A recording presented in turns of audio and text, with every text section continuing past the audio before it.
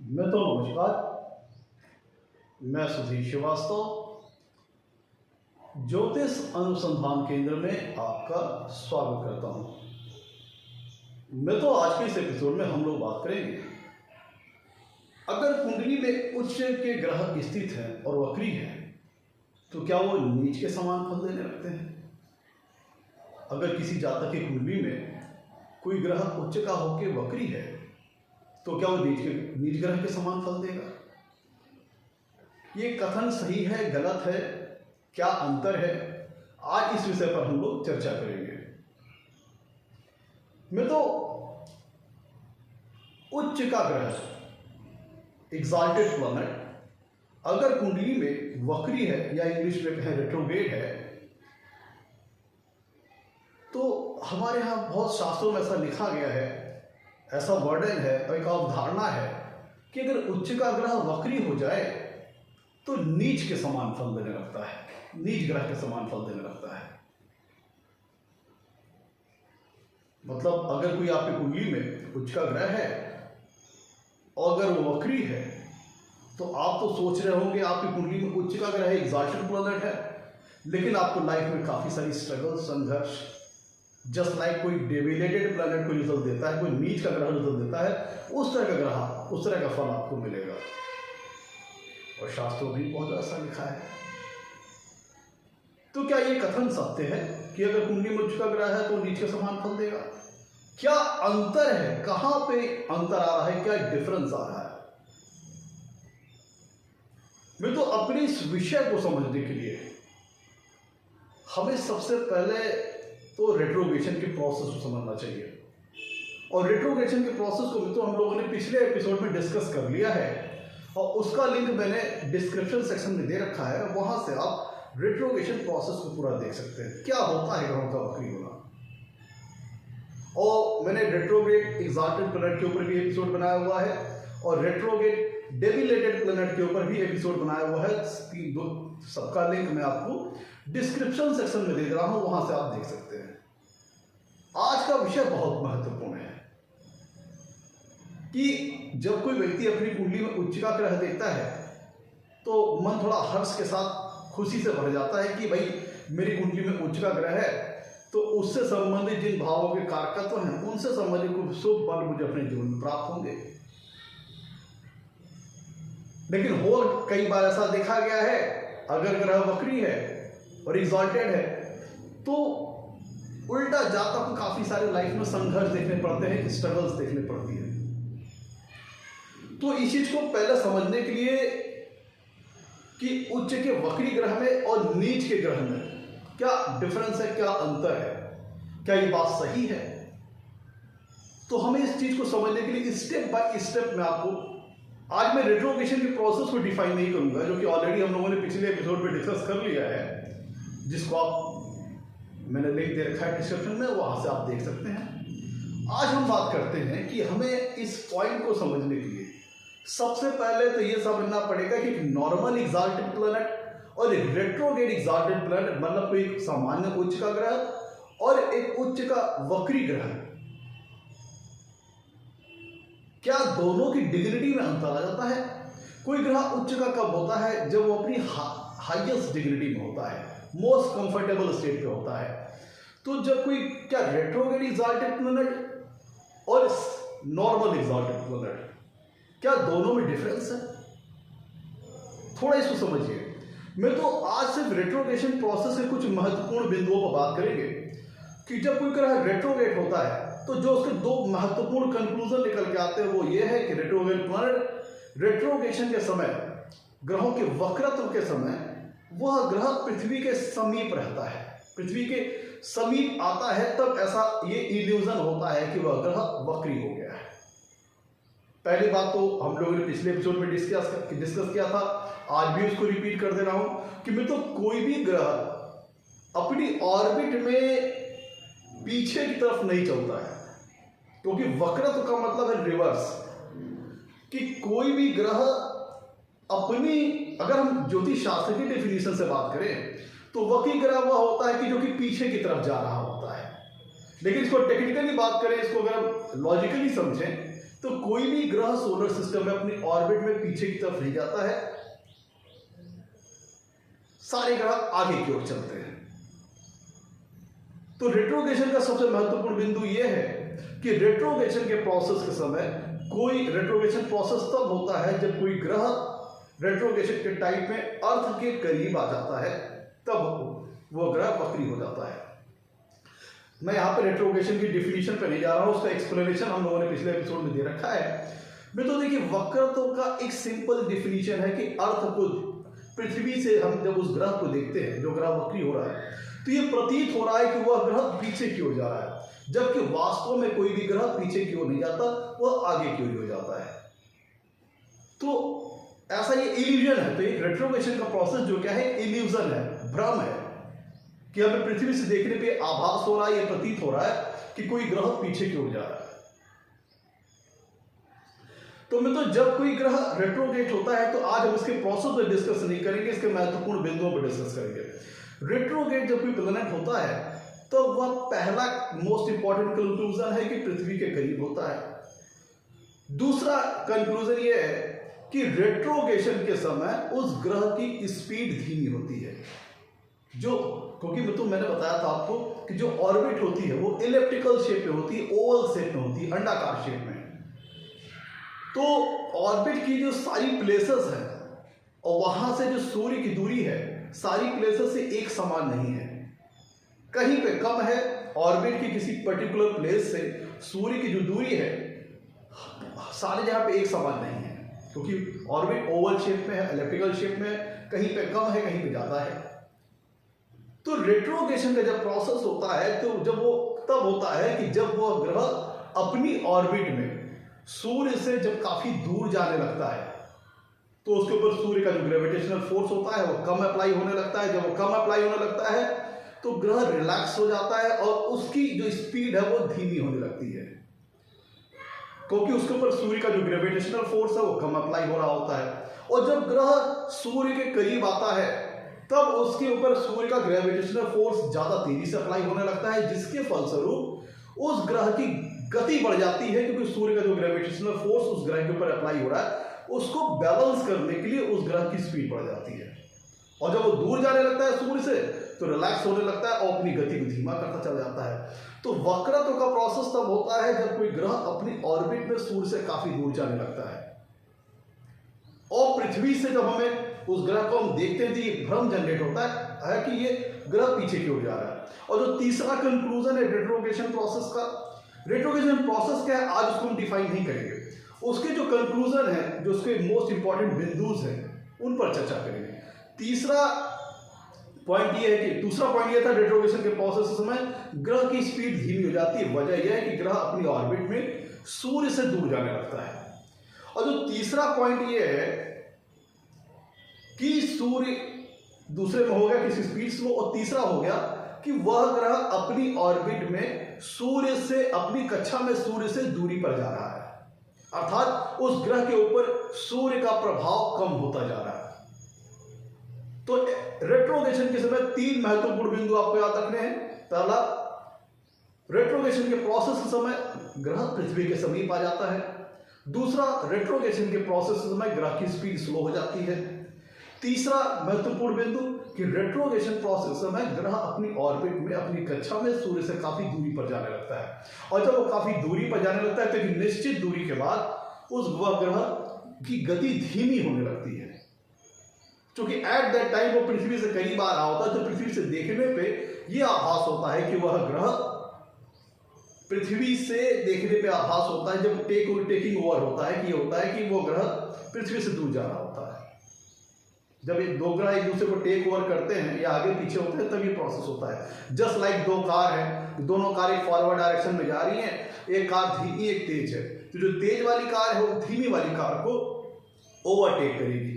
तो जिस समय ओवरटेक कर रही होगी तेज वाली कार, तो तेज वाली कार से जब हम पीछे पलट के पीछे की ओर मुड़ करके धीमी वाली कार को देखते हैं, अलबत्ते धीमी वाली कार आगे की डायरेक्शन में जा रही है, लेकिन हमें इसे देखना से ये प्रतीत होता है, ये आभास होता है कि जो गाड़ी धीमी चल रही है वो पीछे की ओर जा रही है।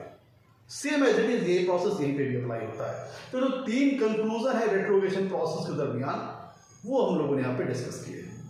तो अब देखिए, अर्थ के करीब आने के कारण क्या होगा। अर्थ के करीब आने के कारण जो वक्री ग्रह है उसका प्रभाव पृथ्वी पर ज्यादा होगा। जो एक नॉर्मल मार्गी प्लैनेट है, नॉर्मल डायरेक्शनल प्लैनेट है, क्योंकि वो सूर्य के प्रभाव में ज्यादा होगा और उसकी अर्थ से डिस्टेंस ज्यादा है, अर्थ से दूरी ज्यादा होगी जब वह ग्रह मार्गी होगा, तो उस ग्रह का पृथ्वी पर एक सामान्य प्रभाव, जो एक जेन्युइन प्रभाव होता है, वह आ रहा होता है। लेकिन जब कोई ग्रह रेट्रोग्रेड हो जाता है तो उसकी दूरी पृथ्वी से समीप हो जाती है। जस्ट लाइक कोई बंदा है जो आपसे अगर 1 किलोमीटर दूर है तो उसका इन्फ्लुएंस आप पर कुछ और होगा, और वो अगर कोई बंदा आपके जस्ट सामने आके खड़ा हो जाए तो उसका इन्फ्लुएंस आपके ऊपर बहुत ज्यादा होगा, क्योंकि वो आपके जस्ट नियर है, जस्ट आपके सामने है। तो ये सेम प्रोसेस यहाँ पे अप्लाई होगा कि जब कोई ग्रह रेट्रोग्रेड होता है तो पृथ्वी के समीप आ जाता है, और पृथ्वी के समीप आ जाने के कारण उसकी जो इफेक्ट है, जो उसका इन्फ्लुएंस है, जो उसका प्रभाव है, वह पृथ्वी पर ज्यादा होगा सामान्य ग्रह की अपेक्षा। और इसीलिए इसी चीज को डिस्टिंग्विश करने के लिए, इस चीज का अंतर करने के लिए हर एक शास्त्र में एक चीज को क्लियर कट माना गया है कि वक्री ग्रह पावरफुल होता है, बलशाली होता है। इसीलिए जब हम षटबल में देखते हैं तो वक्री ग्रहों को एक अतिरिक्त बल दिया जाता है, जिसको हम कहते हैं चेष्टा बल। तो मित्रों, पहला तो ये हो गया कि वक्री जो ग्रह है उसका पृथ्वी पर प्रभाव ज्यादा है सामान्य मार्गी ग्रहों की अपेक्षा। तो सेम चीज उच्च के वक्री ग्रह और नीच के ग्रह, तीनों चीज पे अप्लाई होगा। नीच का ग्रह मार्गी है तो अपनी ऑर्बिट में दूरी पर होगा, उच्च का ग्रह मार्गी है अपनी ऑर्बिट में दूरी पर होगा।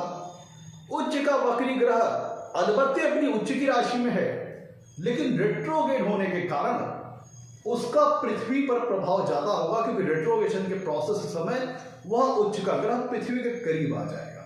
तो चूंकि ऑलरेडी वो अपनी उच्च की राशि में था, जहां पर अपनी हाईएस्ट डिग्निटी में है, मोस्ट कंफर्टेबल स्टेज में है, और उसका पहले से उसके पास पावर थी उच्च होने के कारण, लेकिन जब वो पृथ्वी के करीब आ गया रेट्रोग्रेशन के समय, तो उसकी पावर में और ज्यादा वृद्धि हो गई। वक्रत्व होने के कारण, पृथ्वी से समीप होने के कारण उसके पास एक्स्ट्रा ऑर्डिनरी पावर थी, और उच्च का ऑलरेडी वो उच्च का था, तो वो काफी ज्यादा पावरफुल प्लेनेट हो गया।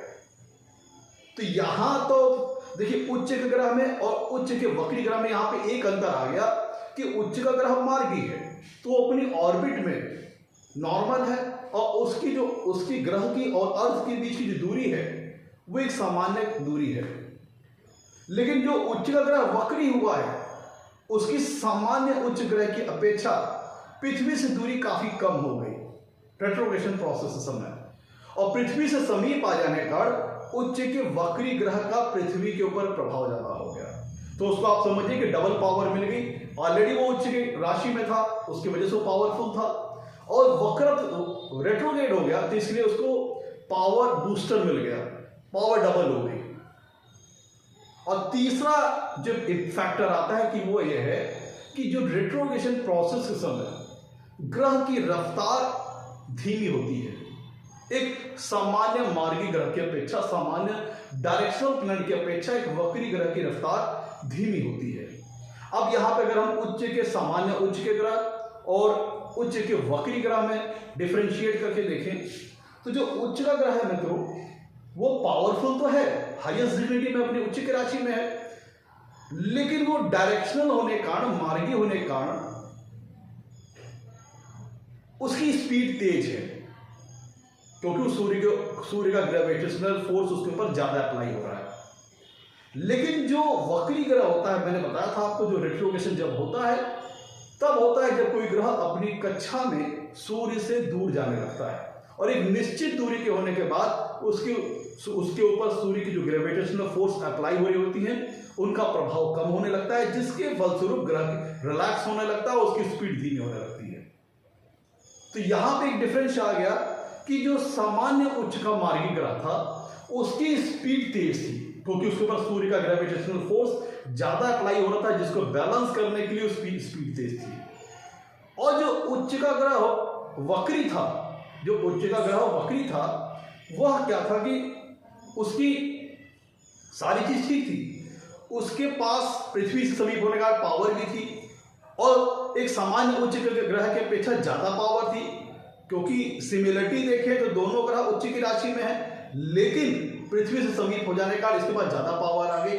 लेकिन ये उच्च के सामान्य मार्गी ग्रह की अपेक्षा कहाँ मात खा गया, इसकी स्पीड स्लो है। जो उच्च का ग्रह वक्री है उसकी स्पीड स्लो है रेट्रोग्रेशन के प्रोसेस के कारण। रेट्रोग्रेशन प्रोसेस के समय उसकी स्पीड स्लो है। तो अभी तक तो सब कुछ बहुत अच्छा था, उस ग्रह के पास पहले से उच्च राशि में मौजूद था, पृथ्वी के समीप भी आ गया रेट्रोग्रेशन के प्रोसेस के समय, तो ये चीज तो बहुत अच्छी भाई। जो उच्च ग्रह में जो ग्रह उच्च की राशि में है तो वो उसके पास पावर ज्यादा थी, हाईएस्ट डिग्री में था, और जो उच्च का वक्री ग्रह था वह भी अपनी उच्च की राशि में था, हाईएस्ट डिग्निटी में था। फर्क यहां एक और आ गया कि जो उच्च का वक्री ग्रह था वो सामान्य उच्च के ग्रह की अपेक्षा धीमे चल रहा था। पावर ज्यादा थी सामान्य उच्च ग्रह की अपेक्षा, लेकिन धीमे चल रहा था,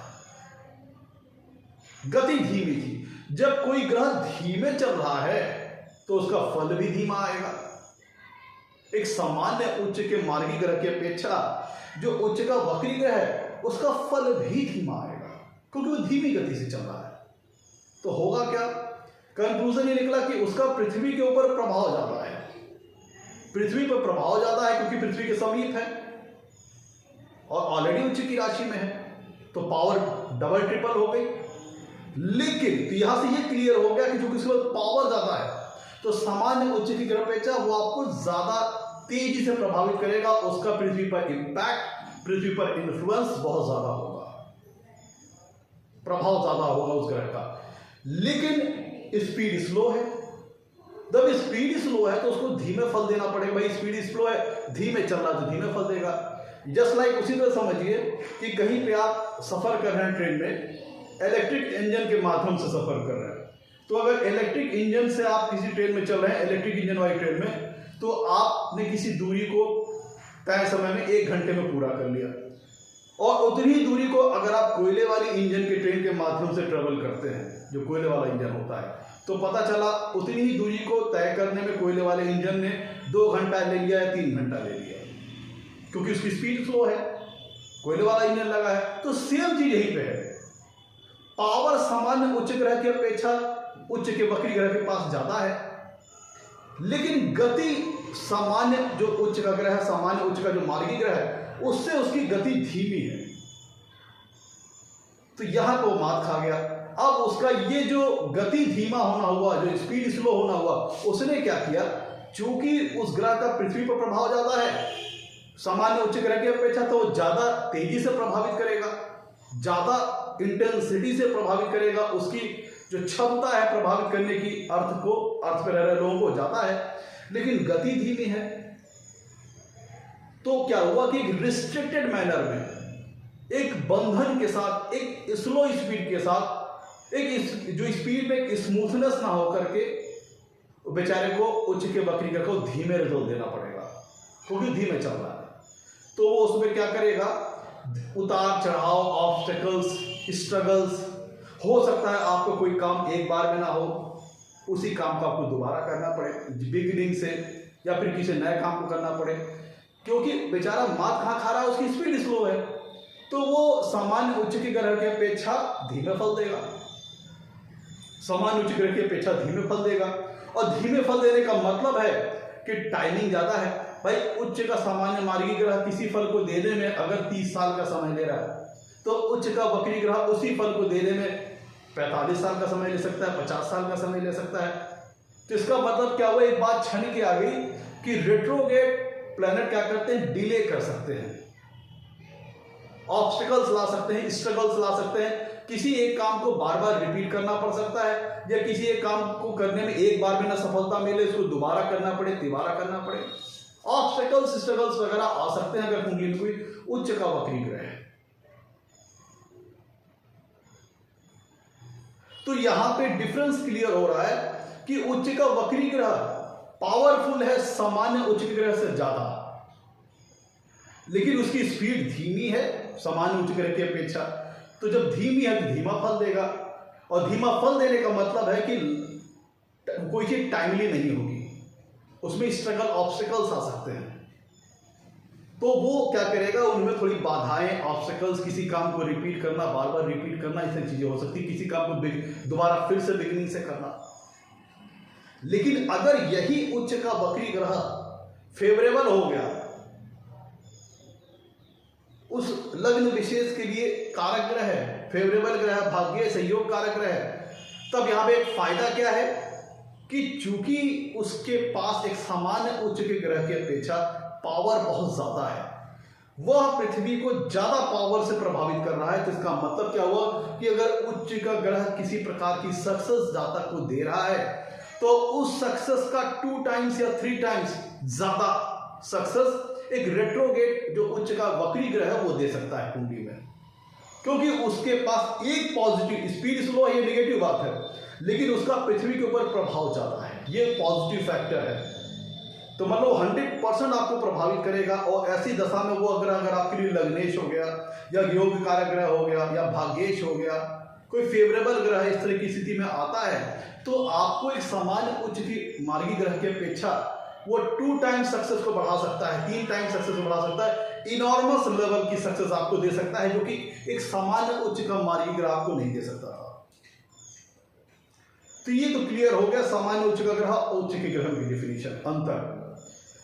और यहां पे एक बात छन के आ गई कि जो सामान्य, जो एक उच्च का ग्रह वक्री होता है, इन सारी चर्चा में क्या क्लियर होके आ गया कि एक उच्च का ग्रह जो वक्री होता है वह सामान्य उच्च के ग्रह की अपेक्षा बहुत बड़ी सक्सेस दे सकता है, इनॉर्मस लेवल की सक्सेस दे सकता है। लेकिन चूंकि उसकी स्पीड स्लो है, तो फल भी धीमे देगा। तो फल धीमे का मतलब क्या है कि स्ट्रगल्स, ऑब्स्टेकल्स, किसी काम का रिपीटिशन, किसी काम को फिर से बिगिनिंग से करना, नए काम को करना, एक बार में सफलता न मिलना, 2-3 बार में मिलना। जो मैंने आपको इलेक्ट्रिक इंजन और कोयले के इंजन वाला जो एग्जांपल दिया, उसी तरह समझिए। तो शास्त्रों में ये वर्ड आया है कि जब उच्च का ग्रह वक्री होता है तो वो नीच के समान फल देने लगता है। अब देखिए, नीच का ग्रह क्या है, वो अपनी लोवेस्ट डिग्निटी में है, सबसे अनकंफर्टेबल स्टेज में है, दुर्बल है, क्योंकि वो अपनी ऐसी राशि में है जहां वो बिल्कुल भी कंफर्टेबल नहीं है, लोवेस्ट डिग्निटी में है। तो क्या एक उच्च, अब यहां से देखिए कंक्लूजन, हमने उच्च के वक्री ग्रह का कंक्लूजन निकाल लिया। तो क्या जब नीच, उच्च के वक्री ग्रह का फल जो है एक नीच ग्रह के समान माना जाए? भाई देखिए, जब कोई नीच का ग्रह है तो जाहिर सी बात अपनी लोवेस्ट डिग्निटी में है, तो वो अपना आपको कह लीजिए कि दुर्बल है। तो आपके वो ग्रह जिस भाव में स्थित होगा, वो नीच का ग्रह जिस भाव में स्थित होगा, जिन भावों का स्वामित्व लिया होगा, चूंकि वो दुर्बल स्टेज में है, लोवेस्ट डिग्निटी में है, तो अपने कारकत्वों से संबंधित, उन भावों के कारकत्वों से संबंधित जिनका वो स्वामी है, उनका बहुत शुभ फल नहीं दे पाएगा। उनसे संबंधित जातक के लाइफ में स्ट्रगल्स आ जाएगी, ऑब्स्टिकल्स आ जाएगी, सफरिंग्स आ जाएगी। जिस भाव में बैठा है वहां पर भी यही चीज होगा, जिस भाव में बैठा है वहां पे भी यही चीज होगा। तो यहां पे एक उच्च के वक्री ग्रह में और एक नीच के ग्रह में एक सिमिलरिटी आ गई, एक कॉमन बात आ गई कि एक उच्च का वक्री ग्रह भी एक स्मूथ रिजल्ट नहीं देता, वो भी लाइफ में ऑब्स्टेकल, सफरिंग, स्ट्रगल वगैरह लाता है। हो सकता है किसी काम को एक बार में न पूरा होने दे, उसे 1-2 बार रिपीट करना पड़े, फिर से उसे बिगिनिंग से स्टार्ट करना पड़े, नए काम को करना पड़े। ऑब्स्टेकल्स, बाधाएं, व्यवधान उच्च का वक्री ग्रह ला सकता है। और सेम चीज यहाँ पे नीच ग्रह करता है कि लाइफ में ऑब्स्टेकल्स आना, स्ट्रगल्स आना, सफरिंग्स आना, क्योंकि वो अपनी लोवेस्ट डिग्निटी में, अपनी नीच राशि में, ऐसी राशि में है जहां तो अनकंफर्टेबल है। लेकिन तो एक सिमिलरिटी दोनों में आ गया कि उच्च का वक्री ग्रह लाइफ में ऑब्स्टिकल्स ला सकता है, स्ट्रगल्स ला सकता है, परेशानियां ला सकता है, किसी काम को बार बार रिपीट करना पड़े, किसी काम को एक बार में सक्सेस ना मिले, 2-3 बार करना पड़े। और नीच का ग्रह चूंकि दुर्बल है, परेशान है ऑलरेडी, तो आपको लाइफ में स्ट्रगल वगैरह ला सकता है। तो कहीं ना कहीं दोनों चीजें आकर के तो सिमिलर लगने लगती हैं, एक समान लगने लगती हैं। लेकिन एक अंतर है। अंतर क्या कि उच्च का वक्री ग्रह ये कभी नहीं भूलता कि वो अपनी उच्च की राशि में है। अगर किसी व्यक्ति को 5 स्टार होटल में ठहरा दिया जाए और थोड़ी देर के लिए वहां पर अगर लाइट चली जाए तो क्या ये मान लिया जाए कि वो झोपड़ी में रह रहा है?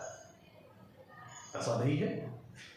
उच्च का वक्री ग्रह अपनी स्पीड स्लो होने के कारण स्ट्रगल्स, ऑब्स्टकल्स, डिले वगैरह कर देता है लाइफ में, लेकिन उसको ये पता है कि वो उच्च की राशि में स्थित है। वो अपने कहां पे बैठा है वो इस चीज को नहीं भूलता। अलबत्ते स्पीड स्लो होने के कारण स्ट्रगल्स, ऑब्स्टकल्स वगैरह ले आया, लेकिन कहां पे बैठा है वो नहीं भूलता। और चूंकि नीच का ग्रह परमानेंटली नीच राशि में है तो दुर्बल, पावरलेस, लोवेस्ट डिग्री में होना, वो सारी चीजें उसके साथ परमानेंटली अप्लाई होगी। लेकिन रेट्रोगेट जो कि उच्च का वक्री ग्रह है उसको ये पता है कि वो उच्च की राशि में है। जब वो अपना काम कर लेगा, थोड़ा सा स्ट्रगल करा देगा, ऑब्स्टिकल दे देगा, डिले वगैरह दे देगा, तो क्या करेगा? फिर वो लाइफ में जातक को एक सक्सेस के मुकाम की ओर ले जाएगा। जैसे आप देखिए शेयर मार्केट में शेयर होते हैं ना, उसमें ऊपर नीचे होता रहता है रेट, तो उसी तरह से जब उच्च का वक्री ग्रह होता है वो लाइफ में उतार चढ़ाव ला सकता है, स्ट्रगल्स ला सकता है, परेशानियां ला सकता है, किसी कार्य का रिपीटिशन ला सकता है, लेकिन वो अल्टीमेटली धीरे धीरे आपको सक्सेस के पाथ की ओर ले जाएगा। अगर वह उच्च का वक्री ग्रह उस लग्न विशेष के लिए कोई फेवरेबल ग्रह है, शुभ ग्रह है, फंक्शनल बेनिफिक है उस लग्न विशेष के लिए, लग्नेश है या फिर भाग्येश है या कोई योग कारक ग्रह है, कोई शुभ भावों का स्वामी होकर के अगर कोई ग्रह किसी शुभ भाव में उच्च का होकर अगर वक्री हुआ है, ध्यान दीजिएगा ये बहुत इंपॉर्टेंट बात, इसको नोट कीजिएगा। किसी ग्रह का उच्च हो जाना, उच्च राशि में स्थित हो जाना, यह निश्चित नहीं करता कि वो हमेशा अच्छा ही फल देगा। अगर कोई दूसरे स्थान का स्वामी कुंडली में उच्च का हुआ है तो लाइफ में स्ट्रगल्स को बढ़ा देगा। अगर कोई ग्रह उच्च का होकर के दूसरे स्थान में चला गया है, 6वें 8वें भाव में चला गया है, तो ये भी लाइफ में स्ट्रगल्स को बढ़ा देगा, क्योंकि वो कुछ भी हो गया तो वो दूसरे स्थान में है, 6वें 8वें 12वें भाव में। और कोई अगर दूसरे स्थान का स्वामी अगर उच्च का होकर वक्री हुआ तो भी लाइफ में स्ट्रगल्स वगैरह को बढ़ाएगा। लेकिन अगर कोई ग्रह, क्योंकि वो उसकी डिग्निटी गड़बड़ है, भाई दूसरे स्थान का स्वामी है, वो उच्च का हो गया तो लाइफ में स्ट्रगल्स आ जाएंगे। अगर कोई ग्रह उच्च का होके वक्री हुआ है और दूसरे स्थान में चला गया है तो भी लाइफ में स्ट्रगल्स ला देगा। या फिर कोई ऐसा ग्रह वक्री हुआ है जो उस लग्न विशेष के लिए मारक है तो भी लाइफ में स्ट्रगल, सफरिंग, परेशानियां ले आएगा। लेकिन अगर कोई ऐसा ग्रह उच्च का होकर वक्री हुआ है जो कि उस लग्न विशेष के लिए कारक ग्रह है, योग कारक है, लेट सपोज लग्नेश है, भाग्येश है या कोई योग कारक है, शुभ भाव का स्वामी है, तब वो स्ट्रगल्स वगैरह ला सकता है, वर्क की रिपीटिशन ला सकता है, ऑब्स्टिकल्स ला सकता है, डिलेज ला सकता है, लेकिन वो अल्टीमेटली धीरे धीरे आपको सक्सेस के पाथ की ओर ले जाएगा। लेकिन अगर दूसरी तरफ अगर कोई इस लग्न विशेष के लिए मारक ग्रह उच्च का होकर वक्री हुआ है, कोई दूसरे स्थान का स्वामी वक्री हुआ है, या कोई ग्रह ऐसा उच्च का होकर वक्री हुआ है जो दूसरे स्थान में चला गया है, तब वो लाइफ में आपकी अड़चने, परेशानियां, स्ट्रगल्स, डिले वगैरह सारी चीजें लाता ही जाएगा कंटिन्यूअसली, क्योंकि वो उस लग्न विशेष के लिए मारक ग्रह है, फेवरेबल ग्रह नहीं है।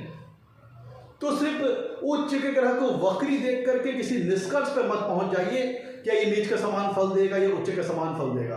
आपको उसके उच्च का ग्रह वक्री हुआ ये तो क्लियर है, साथ ही साथ उसकी उस लग्न विशेष की कुंडली के लिए उसकी पोजीशनिंग को भी चेक करना पड़ेगा, उसके रोल को भी देखना पड़ेगा। उस लग्न विशेष के लिए वह ग्रह जो कि उच्च का होकर वक्री हुआ है वो कारक ग्रह है या मारक ग्रह है, लग्नेश है, भाग्येश है या योग कारक ग्रह है, या फिर षष्ठेश है, अष्टमेश है या द्वादशेश है, वो अपनी दूसरे स्थान में है कि सारी चीजें आपको देखना पड़ेगा। भाई कोई उच्च का ग्रह जो वक्री हुआ है वो खराब फल भी दे सकता है, अच्छे फल भी दे सकता है, डिपेंड इस बात करेगा कि उस लग्न विशेष के लिए, उस लग्न विशेष की कुंडली के उसका रोल क्या है। और दूसरी तरफ अब देखिए यहां पे अंतर देखिए, नीच का ग्रह दुर्बल तो है, लोअर डिग्निटी में है, लेकिन चूंकि वो मार्गी प्लैनेट है, डायरेक्शनल है, तो उसकी स्पीड जो उच्च का ग्रह वक्री हुआ है उसकी स्पीड से नीच ग्रह की स्पीड ज्यादा तेज है, क्योंकि अलबत्ते चूंकि वो नीच की राशि में है, दुर्बल है, कमजोर है, पीड़ित है, लेकिन उसकी स्पीड उच्च का ग्रह जो वक्री हुआ है उसकी स्पीड से उसकी स्पीड ज्यादा तेज है नीच के ग्रह की। तो वो अपनी लोवेस्ट डिग्निटी में होने के कारण नीच ग्रह, अपनी नीच राशि में स्थित होने के कारण दुर्बल है, पीड़ित है, परेशान है, इसलिए जातक की लाइफ में स्ट्रगल्स, ऑब्स्टिकल्स, सफरिंग वगैरह लेके आता है। और जो उच्चिका ग्रह वक्री हुआ है वो अपनी स्लो स्पीड के कारण और प्लस पृथ्वी पर प्रभाव ज्यादा होने का, जब प्रभाव ज्यादा है तो व्यक्ति के ऊपर थोड़ा सा लगेगा मेरे भाई कोई मुझे रोक रहा है। भाई जब कोई ग्रह आपको सामान्य ग्रह की अपेक्षा ज्यादा तेजी से प्रभावित कर रहा है लेकिन उसकी स्पीड स्लो है तो आपको रिस्ट्रिक्टेड मैनर में लाइफ में ग्रोथ देगा, उतार चढ़ाव लेके ग्रोथ देगा। तो आपको ये ऐसा आभास हो सकता है कि कोई मुझे किसी कार्य करने से रोक रहा है, बार बार मेरे कार्यों में अड़चन आ जा रही है, बाधाएं आ जा रही हैं, क्योंकि उसके पास पावर ज्यादा है तो उसके पास एक कैपेसिटी है कि आपको ज्यादा इंटेंसिटी से, ज्यादा क्षमता से प्रभावित करे। लेकिन स्पीड स्लो है तो वो आपको रिजल्ट डिले करके दे सकता है, उतार चढ़ाव ला के दे सकता है, ऑब्स्टिकल्स ला के दे सकता है। तो ये जातक को ये महसूस हो सकता है कि भाई मेरे हर कार्य में अड़चने आ रही है, परेशानी आ रही है, तो उसके मन में एक ख्याल आएगा भाई मेरी कुंडली में तो उच्च का ग्रह है, वक्री है, तो वो तो ऐसा लग रहा है कि जैसे नीच, उसको जातक को कुछ किसी मोमेंट पे ऐसा लग सकता है कि भाई ये तो बिल्कुल नीच ग्रह के समान फल दे रहा है। तो उसको ऐसा लगेगा जो मेरे शास्त्रों में लिखा है वह बिल्कुल लग रहा सच ही है। लेकिन अगर उस लग्न विशेष के लिए वह उच्च का ग्रह वक्री होकर के हुआ है और वो योग कारक है, कोई शुभ ग्रह को उस लग्न विशेष की कुंडली के लिए कोई फेवरेबल ग्रह है, किसी शुभ भाव का स्वामी हो, किसी शुभ भाव में स्थित है, तो निश्चित तौर पर वो संघर्ष दे सकता है लाइफ पे, लेकिन अंततः वो आपको सक्सेस दे सकता है। और चूंकि उसका सामान्य उच्च ग्रह की अपेक्षा पृथ्वी पर प्रभाव ज्यादा है तो आपको इतनी बड़ी सक्सेस दे सकता है जो सामान्य उच्च का ग्रह नहीं दे सकता। तो ये जो दो बात आ गई स्ट्रगल, ऑब्स्टिकल्स, डिले वाली, यही चीज नीच के ग्रह में भी आती है।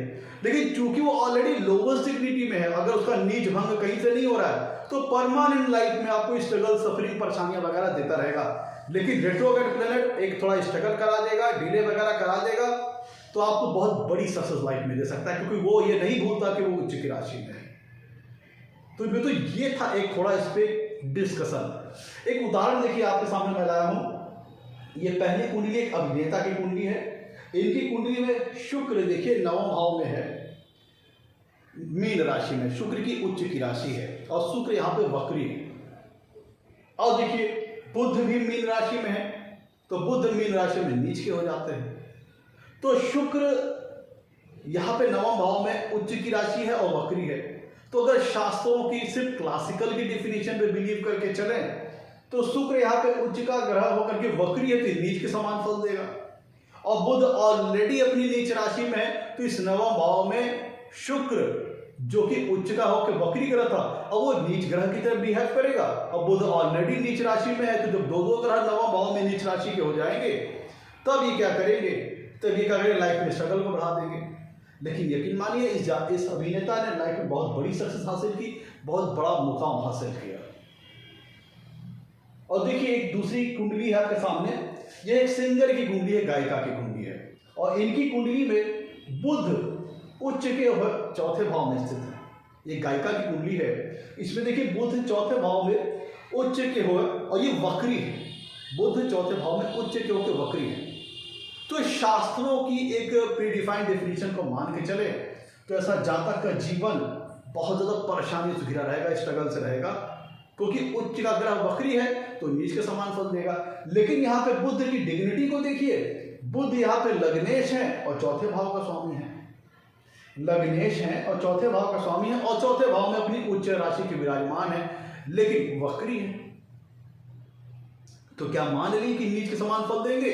और ये ऐसा ये जिस व्यक्ति की कुंडली है लाइफ में बहुत ज्यादा स्ट्रगल करेगा, बहुत ज्यादा परेशानियां झेलेगा। लेकिन ये जिस अब सिंगर की कुंडली है, जिस गायिका की कुंडली है, उन्होंने अपने गायकी के बल पे गायकी के क्षेत्र में एक ऐसा मुकाम हासिल किया है जिसको कभी भी भुलाया नहीं जा सकता है, एक अमिट स्थान हासिल किया है। तो देखिए लग्नेश उच्च का होकर वक्री हुआ, चौथे भाव में उच्च राशि में है। ऐसी सक्सेस दी लाइफ में, ऐसी सक्सेस दी लाइफ में जो कि सामान्य उच्च की जो ग्रह होते हैं शायद उनकी सीमा से बहुत ज्यादा बाहर है। एक इनॉर्मस लेवल, एक इनॉर्मस हायर, बहुत हायर लेवल की सक्सेस दी इस ग्रह ने। तो अगर हम एक डिफिनीशन के अकॉर्डिंग चलते तो ये हो सकता था ये जातक को इतना ज्यादा स्ट्रगल करा देता, बहुत ज्यादा पीड़ित कर देता, लेकिन ऐसा आदमी, ये जिन सिंगर की कुंडली है, वो अपनी गायकी के क्षेत्र में, उन्होंने गायकी के क्षेत्र में अपनी गायकी के बल पर गायकी के क्षेत्र में बहुत बड़ा मुकाम हासिल किया और शायद उनके इक्विवेलेंट लेवल पे कोई भी नहीं। तो मैं तो ये था आज का हमारा एपिसोड, उच्च के वक्री ग्रह और नीच। क्या उच्च के वक्री ग्रह नीच के समान फल देने लगते हैं? थोड़ा इस पर मैं जो बात करता हूँ उसमें टेक्निकल एक्सप्लेनेशन के साथ बात करता हूँ, और जो रेट्रोग्रेड एक्साल्टेड प्लैनेट होते हैं उनका भी एक्सप्लेनेशन मैं शेयर कर दूंगा डिस्क्रिप्शन सेक्शन में। रेट्रोग्रेड डेबिलेटेड प्लैनेट के बारे में भी आपको डिस्क्रिप्शन में उनका लिंक दे दूंगा, और रेट्रोगेशन प्रोसेस पूरा क्या होता है उसका डिटेल्ड टेक्निकल एक्सप्लेनेशन में लिंक में आपको डिस्क्रिप्शन में मिल जाएगा, जिसका देखें और अपने कॉन्सेप्ट को क्लियर करें। तो मैं तो आज के लिए इतना ही। अगर एपिसोड अच्छा लगा हो तो लाइक कीजिएगा, चैनल को सब्सक्राइब कीजिएगा। आज के लिए इतना ही। तो नमस्कार, धन्यवाद।